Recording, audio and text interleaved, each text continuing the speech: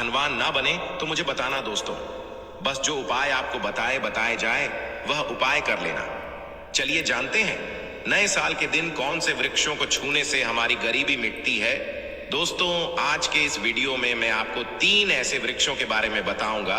3 में से कोई भी एक पेड़ को आप छू लेते हैं तो तत्काल आपकी गरीबी मिटाएगी। इसमें आपको एक भी छू करके आना है।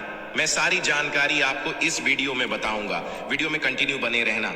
देखिए, हमारे हिंदू धर्म में पेड़ पौधों को देवी देवता मानकर के, पेड़ पौधों को देव स्वरूप मानकर करके हम इनकी पूजा करते हैं। इसी के साथ साइंस भी कहता है कि पेड़ पौधे मनुष्य को फ्री में प्राणवायु प्रदान करते हैं। बिल्कुल ही पेड़ पौधे हमें फ्री में प्राणवायु प्रदान करते हैं।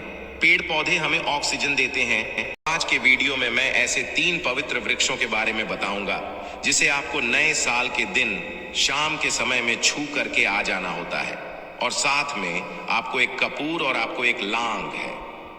मैं यही जानकारी नवरात्रि के समय में बताया था, परंतु नवरात्रि के समय में मैंने आपको टोटके नहीं बताए थे।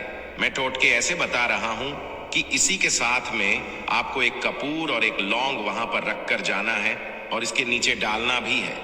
और मैं आप लोगों को इस पेड़ को वोट के लिए, अर्थात इस पेड़ को आप अपनी समस्या बोलेंगे, छूते ही आपकी गरीबी मिटेगी। बहुत अच्छी जानकारी है और आपको बहुत स्वरूप इसमें क्या लगाना है वह भी मैं जानकारी इस वीडियो में विस्तार से बताऊंगा। परंतु उससे पहले अभी तक सच्चे हृदय से कमेंट बॉक्स में लिखना ना भूलें, जय माता लक्ष्मी, नए साल की हार्दिक शुभकामनाएं। देखिए, यदि आप कठिन मेहनत करने के पश्चात भी एक दिन में 200 से कमा रहे हैं और वही एक व्यक्ति कम मेहनत करके आज 2000 कम रहा है, तो कौन सा अच्छा है? 2000 कमाने वाला, 5000 कमाने वाला, 2000 कमाने वाला व्यक्ति कई तरह के उपाय करके सारी चीजों को, पैसों को तेजी खींचने का काम करता है। दोस्तों देखिए, मैं अपने चैनल के माध्यम से आप सभी लोगों को अच्छी अच्छी जानकारी इसीलिए सिखाता हूं। कई लोग हमें कमेंट करके पूछते हैं, जी हमें एक वक्त की सही तरीके से रोजी रोटी नसीब नहीं हो पाती, हमारे पड़ोसी जो लाखों रुपए कमा रहे हैं, तो क्या इसमें भाग्य की गलती है? देखिए, भाग्य को आप मेहनत के द्वारा दूर कर सकते हैं, परंतु पूर्व के समय में हमारे द्वारा किसी भी तरह की अनहोनी हो गई होती है या किसी भी तरह की हमारी कुंडली दोष लग गया हो तो उसे दूर करने का काम करते हैं। ये इस पेड़ के नीचे, ध्यान से सुना, इस पेड़ के नीचे आपको नए साल के जाना है और आपको घी का दीपक जलाना है। यदि आप घी का दीपक जलाने में समर्थ नहीं है तो कोई बात नहीं, आप कोई भी तेल का दीपक जला सकते हैं। सरसों के तेल का दीपक जला सकते हैं। आपको करना क्या है? एक लोग रखना है और एक कपूर रखना है और आपको मनोकामना बोलना है कि हे वृक्षराज, आप हमारी मनोकामना करें। आप मनोकामना वहां पर बोल देना, मैं यहां आपको नहीं कहूंगा। और इस पेड़ को आपको छूना है और छूने के पश्चात इस पेड़ को, पारिजात के पेड़ को मक्खन का भोग लगाना है। पारिजात के पेड़ पर स्वयं भगवान विष्णु जी, माता लक्ष्मी जी निवास करते हैं। शास्त्रों के अनुसार भगवान कृष्णा के यह स्वरूप कहे गए हैं, क्योंकि भगवान कृष्णा ने मानव जाति के कल्याण के लिए पारिजात के पेड़ को नंदन वन से आए थे। तो इसे छूते ही यदि आपके किसी भी तरह की है लगी हो, बद्दुआ लगी हो, किसी की बुरी नजर लगी हो, जिसके कारण आपके बंधे किस्मत के ताले खोल नहीं रहे हैं और आप चाहते हैं कि आपके बंधे किस्मत के ताले खुल जाए, बद्दुआ कट जाए, शनि दोष लगा हुआ है कट जाए, तो पेड़ हुए और आपको अपनी प्रार्थना बोली है कि हमारी गरीबी को मिटाए।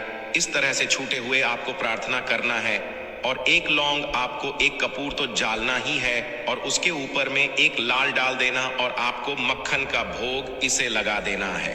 बिल्कुल ही आप उसे देखना, इस टाइम से आपके शरीर हल्का लगना शुरू हो जाएगा और आपकी है बद्दुआ मिट जाएगी। अब आप में से अधिकतर लोग बोलेंगे कि गुरुजी, हमारे घर के आसपास कोई पारिजात का पेड़ नहीं है, हम क्या करें? तो चलिए मैं दूसरा पेड़ बताता हूं। तो दूसरे पेड़ में है गुर्जार का पेड़, गुलार के पेड़ को। यहां पर मैं इतना उत्तम बताता हूं क्योंकि गुलार के पेड़ को स्वयं भगवान नारसिंह देव का वरदान हासिल है, क्योंकि गुलार के पेड़ को नारसिंह देव ने स्वयं वरदान दिया है है कि आपका पेड़ पर एवं आपकी जो माता लक्ष्मी है हम आपके पेड़ पर निवास करें। ऐसा भी कहा जाता है कि गुलार के पेड़ पास से यदि मुद्दे को ले जाया जाए तो उसके सारे पुण्य को ये पेड़ लेता है। आप में से बहुत सारे लोगों को लोक कथा अवश्य पता होगा। तो गूलर के पेड़ को भगवान नरसिंह देव ने बहुत सारा वरदान दिया है कि आप लोगों के कष्ट भी हारेंगे। तो आपको करना क्या है, नए साल 1 जनवरी के दिन के समय गूलर के पेड़ के पास में जाना है। आप भी का दीपक जला सकते हैं, समर्थ नहीं है तो आप सरसों के तेल का दीपक जला सकते हैं, तेल का भी जला सकते हैं। तो इसे बहुत ही शुभ समझा जाता है। आपको जलाना और आपको एक कपूर और एक आपको जैसे रखे लौंग को जलाना है, जैसे अभी मैंने पहले भी पाया है उसी तरह से जलाना है और इसे छू करके प्रार्थना करना है। आपके पेड़ पर स्वयं भगवान नरसिंह देव तथा माता लक्ष्मी जी विराजित हैं।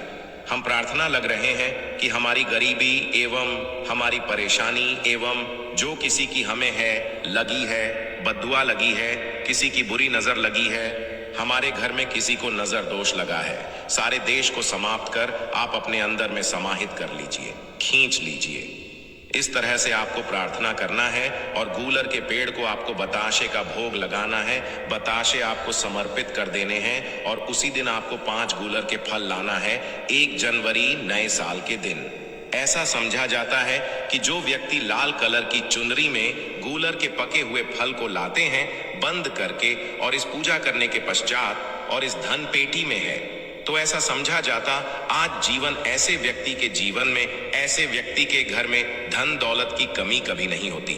गूलर के पेड़ को साक्षात माता लक्ष्मी के स्वरूप कह गए हैं। गूलर के पेड़ पर माता लक्ष्मी विराजमान रहते हैं। तो आपको यही काम करना है, आपको प्रार्थना बोलते हुए आपको इसे छूना है और जो मैं प्रक्रिया बता रहा हूं 5 इसके फल अवश्य ले आना और लाकर के नए साल के दिन पूजा पाठ करने के पश्चात आपको इसे अपने धन स्थान में अवश्य है। आजीवन आपके में धान की कमी कभी नहीं होगी दोस्त। तो चलिए मैं आप लोगों को इसके पश्चात तीसरा पौधा बता देता हूं। तीसरे आधे में है बेल के पेड़ में। आप लोगों को कई बार कई कथा में बता चुका हूं कि यह जो बेल के पेड़ है माता पार्वती के स्वरूप कह गए हैं। तो ये पेड़ माता पार्वती के पसीने से उत्पन्न हुए स्कंद पुराणों में बहुत ही स्पष्ट तरीके से बताया गया है। इसके पेट में शिवा और डाली में पर्वती जग में ब्रह्मा एवं विष्णु जी स्वयं रहते हैं। ऐसा समझा आता है कि शिव मंदिर के समीप में जो बेल के पेड़ हैं इसके नीचे में यदि कोई भी व्यक्ति यदि नए साल के दिन संडे, कल में इसे वैसे तो इसे डेली जलाना चाहिए, परंतु यदि नए साल के दिन संडे, कल में यदि भगवान शंकर जी का कोई विषय मंदिर है तो उसके किनारे में जो कोई बेल का पेड़ हो वहां पर बिल्कुल आप एक घी का दीपक जला दीजिए। तो आपको धन गुण एवं नष्ट हो जाते हैं, कैसा भी आपके जीवन में पाप को दूर हो जाते हैं। तो आपको क्या है, माता लक्ष्मी को भी बेल के पेड़ का अवतार लेना पड़ा था। एक कथा के अनुसार इसके बारे में मैं कथा भी बता दूंगा कि क्यों माता लक्ष्मी को बेल के रूप में बेल के पेड़ में अवतरित होना पड़ा था। मैं इसके बारे में भी एक कथा भी आपको बता दूंगा। तो आपको नए साल के दिन बेल के पेड़ के नीचे हो सके तो घी का दीपक अवश्य चला जाएगा। बेल के पेड़ को माता पार्वती तथा भगवान शंकर के स्वरूप ही बेल की जो पेड़ जड़ होती है, इसके जो मूल भाग होते हैं, इसमें समस्त तीर्थ आकर के निवास करते हैं। इसीलिए सावन के महीने में कहा जाता है जो लोग यदि तीर्थ धाम नहीं जा सकते, तीर्थ के दर्शन नहीं कर पाए, तो ऐसे व्यक्ति बेल पेड़ के नीचे में 1 महीने तक घी का दीपक जला लेते हैं। तो संपूर्ण जितने भी तीर्थ होते हैं इसके घूमने का बराबर पुण्य की हासिली होती है। मैं इसलिए सारी जानकारी, गुप्त रहस्य जानकारी बताता हूं जिससे आप सभी दर्शकों को कल्याणवासी, दर्शकों का आध्यात्मिक उन्नति हो। सभी को धन की जरूरत नहीं होती, किसी को पुण्य की हासिल की जरूरत होती है। कोई आध्यात्मिक उन्नति करना चाहते हैं, इसीलिए इस तरह के छोटे छोटे गुण भरे रहस्य जानकारी वीडियो बता देता हूं। दोस्तों आप करना क्या है, 1 जनवरी नए साल के दिन इस पेड़ को है माता पार्वती से प्रार्थना लगाना है कि है माता पार्वती, आप ही शक्ति स्वरूप है, लक्ष्मी है, आप ही संसार को चलने वाली देवी है। तरह से प्रार्थना करते हुए इस पेड़ को छूना है और बोलना है, मेरी गरीबी मिटाए माता, मेरी निर्धनता को मिटाए, मेरे जीवन में चल रही परेशानियां, सारी परेशानियों को दूर करें। इस तरह प्रार्थना करते हुए आपको एक कपूर और एक लौंग को भी जला देना है और एक काम जरूर करना है। जलाने के पश्चात इस पेड़ को आपको बोलना है कि मैं भोग स्वरूप आपको धतूरे के पत्ते एवं धतूरे के फल समर्पित करूंगा। आप स्वीकार करें। आपको धतूरे एवं पुष्प को पुष्प है तो पुष्प भी रख सकते हैं। फिर पेट रख दीजिए और अब पेड़ आपको छूना है, प्रार्थना करते हुए कि हमारी गरीबी मिटाए, हमारी निर्धनता मिटाए, बिल्कुल ही आपके जीवन में कभी नहीं आएगी। और एक प्रार्थना अवश्य करना है।